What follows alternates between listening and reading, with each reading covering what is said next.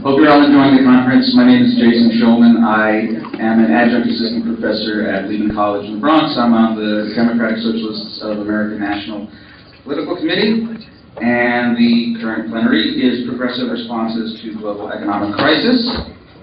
Our first speaker will be Joe Schwartz. Joe is at the Department of Political Science at Temple University and is chair of the steering committee of DSA. He's also a vice chair, so he's a big important guy in the organization. Vice is the important. Yeah, the vice matters more than the chair. He's the author of the recently released book, The Future of Democratic Equality, which is on sale over there, which I hope some of you will purchase. His first book was called The Permanence of Political. He was also the first youth organizer of what was then called the Democratic Socialist Organizing Committee from 1979 to 1981. And he always has interesting things to say. My old friend Joe Schwartz.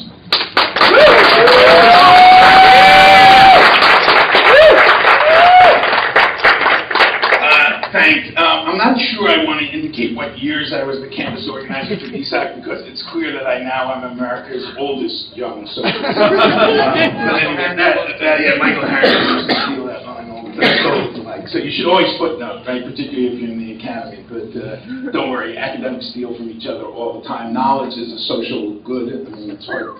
At least we can't privatize knowledge, although capitalists try to do so. I want to talk about three things today. One is the origins of the current economic crisis. Because growing up in the Bronx, when there was some devastating event, working people looked for sort of the systemic causes that gave rise to that event, i.e. this shit didn't fall from the sky. The economic crisis is a product of a 30-year project of global neoliberal capitalist underdevelopment. They would claim development. And I want to talk about where it came from, what its legacy is, and also then the role of sort of racial and racist politics, both domestically and internationally, in that project, and then what we ought to do to resist.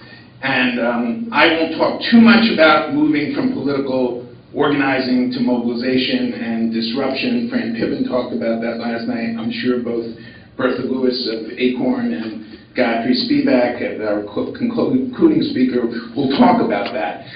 But I do want to put sort of where we are in some sort of historical framework, and then talk about how we can move forward. One, believe it or not, a long time ago, you'll sometimes hear this from right-wingers who I don't know what they're smoking, trade unions in at least advanced industrial democracies and in developing capitalist states were somewhat strong. In the late 60s, early 70s, if you read sort of the history of sort of Western Europe, France 68, the hot autumn of 69 in Italy, less taught in this country is returning African-American GIs, other working-class Americans who had risked their lives in Vietnam, were very militant when they came back to the auto plants and elsewhere in industrial America, which once did exist.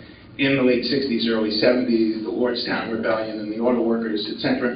And I kid you not, by the early to mid-70s, the global corporate class says democracy is a threat to corporate accumulation, right? And there's a very telling book that was funded by the 20th century, I can't remember who, I think by the Council on Foreign Relations, called The Crisis of Democracy, 1975, by three leading centrist to reactionary political scientists. Sam Huntington, who just passed away at Harvard, Michel Crozier, who was a leading sort of centrist intellectual in France, and I can't remember Watanabe's last name, but a sort of moderate to conservative Japanese political science, called The Crisis of Democracy. And the crisis of democracy was that democratic forces from below, ordinary people, were making too much demands on the state and on corporations, and we could not have stable capitalist development.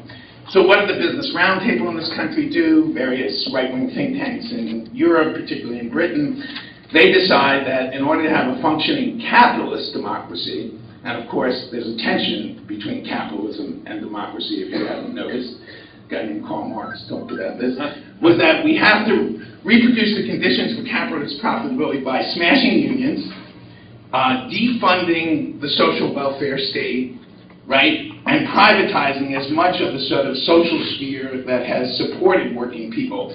Because working people can be more militant when the costs of being unemployed are less, right? When the costs are not great, when there's strong social welfare, strong unemployment benefits. It used to be way back when I was a kid in the late 60s, about 70%, 75% of people who were unemployed would get unemployment insurance. Now the dirty little secret is only 40% of people who are laid off can get unemployment insurance. You can't be a temporary or contract worker. Guess what? 25% of America, this is often the white collar future, your future, you'll be contract workers. You won't have benefits, you won't have any rights, you won't be eligible to form unions. That's 25% of the workforce.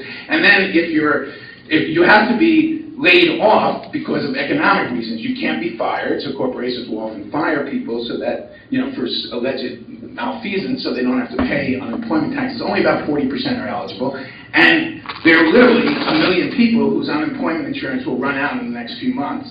And one thing that, I don't believe the worse the better. As economic conditions get worse, it can lead to as much right-wing reactionary racist populism as left-wing populism. But a lot of people who have played by the rules, working class people of all races, who had regular 30-year regular mortgages, are beginning to lose their homes, beginning to be foreclosed because they've been unemployed, they're losing unemployment, their homes are radically underwater, worth less than the mortgages they owe, and they are going to be displaced, and I think there's going to be more resistance. Already, Bertha can tell you about this. It's under the radar in many cities and small towns. There's tremendous resistance to foreclosures already going on. The mass media hasn't given it the recognition of a critical mass, but I think it is going to reach, it has reached a critical mass, and it will. And people in this room, as Fran Piven probably told you, in 29, 30, 31, people of all races, all classes, who were socialists, communists, got involved in anti-foreclosure organizing. Anybody who's willing to put your body on the line, you get involved with a community organization. When the sheriffs put the furniture out on the street and people on the street, you put it back in. And if you really build political power, if you pressure politicians, they will call off the sheriffs. And we have to make a demand right now that people should have a right to rent their homes if they're losing them to their mortgages at market value, which is way below the value of the mortgages, and stay in them indefinitely. And the other thing we have to demand is there won't be an end to the depression of the housing market unless we achieve what was done in the 1930s, a federal home loan corporation that renegotiated with the banks, forced the banks to, the fancy term is cram down, lower the real value of the mortgage to the current market value of the home. In other words, working people shouldn't be paying for the inflated prices of a capitalist speculative adventure that crashed, where a lot of capitalists just speculated in the real estate market, drove up the real value of ordinary people's homes as well as the very affluent. And when those prices come crashing down, the banks that speculated should pay the price, not ordinary people. So we have to demand a cramming down of mortgages. The federal government has to enact legislation that says that they will negotiate with banks and allow bankruptcy judges to lower the real value of homes. But this shit won't happen unless we mobilize, right? And here's where we have to understand that the repressive nature of the state, which Bertha will talk about, the total attacks on unions, the total marginalization of working class and poor people, particularly people of color, the total incarceration of a whole 2 generations of African American and Latino men means it's harder to organize, right? And one thing we have to recognize is thankfully, the youth section organizes at a lot of diverse campuses, including a lot of community schools. You're a pretty class and somewhat racially diverse group. But we have to recognize that one thing that's a problem is working people don't have a line of defense. Only 7% of American workers in the private sector are in unions, and you don't have to be a revolutionary. You can just be a moderate Keynesian economist for the New York Times. Paul Krugman is right. 1 in 20 people who even try to start a union are fired. And they never get their jobs back because the National Labor Relations Board has been gutted by the right. The right won't even allow President Obama to appoint moderate centrist Democrats to the NLRB. So there's no right to organize in this country.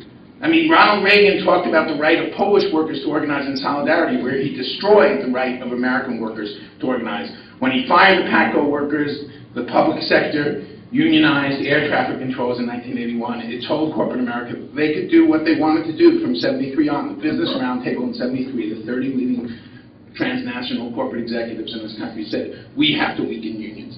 They're too strong. And there's been a war on trade union rights across the globe. And if you think that doesn't matter to you and has nothing to do with the crisis, let me explain a bit why we ended up having this incredibly speculative period of financial madness. It's partly that corporate America and transnational